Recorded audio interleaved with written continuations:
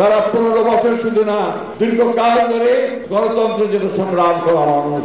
আসন্ন জাতীয় সংসদ নির্বাচন সামনে রেখে কয়েক সপ্তাহের মধ্যে ব্রিটেনের লন্ডন থেকে বাংলাদেশে ফিরতে যাচ্ছেন বাংলাদেশ জাতীয়তাবাদী দল বিএনপির ভারপ্রাপ্ত চেয়ারম্যান তারেক রহমান। বিএনপির নেতাদের বিভিন্ন সমাবেশে বর্তমানে ভার্চুয়ালি অংশ নিতে দেখা যাচ্ছে তারেক রহমানকে। বিএনপির নেতারা জানিয়েছেন, রাজনৈতিক দল হিসেবে বিএনপিকে একটি শক্তিশালী দল হিসেবে গড়ে তুলতে কাজ চলছে।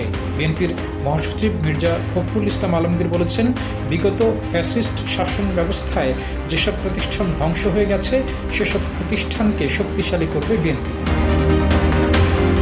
সোমবার 8 সেপ্টেম্বর সকালে ঠাকুরগাঁও জেলা বিএনপির দ্বিবার্ষিক সম্মেলনের উদ্বোধনী বক্তব্যে মির্জা ফখরুল এসব কথা বলেছেন। তিনি বলেছেন, দলের চেয়ারপারসন তারেক রহমানের নেতৃত্বে টেকসই গণতন্ত্র নিশ্চিত করা হবে, মুক্ত পরিবেশে গণতন্ত্রকে প্রতিষ্ঠিত করা হবে।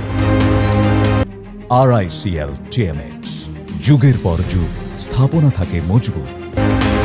7 বছর 8 মাস পরে সম্মেলন ঘিরে উৎসবমুখর পরিবেশ ছিল ঠাকুরগাঁও জেলা। 5 উপজেলা এবং 3টি পৌরসভার 808 জন কাউন্সিলর ভোট দিয়ে জেলার নেতৃত্ব নির্বাচন করার প্রক্রিয়ায় অংশ নেওয়ার কথা রয়েছে। সম্প্রতি লন্ডনে বিএনপির ভারপ্রাপ্ত চেয়ারম্যান তারেক রহমানের সঙ্গে সাক্ষাৎ করেন অন্তর্বর্তীকালীন সরকারের প্রধান উপদেষ্টা ডক্টর মোহাম্মদ ইউনূস। ওই বৈঠকের সময় ডক্টর ইউনূস জানান, 2026 সালের ফেব্রুয়ারির প্রথম সপ্তাহে বাংলাদেশে নির্বাচন হবে। নির্বাচন ঘিরে নির্বাচন কমিশন ইসি সম্প্রতি 28 আগস্ট নির্বাচনী রোডম্যাপও ঘোষণা করেছে। ডেস্ক রিপোর্ট, জয় জয়।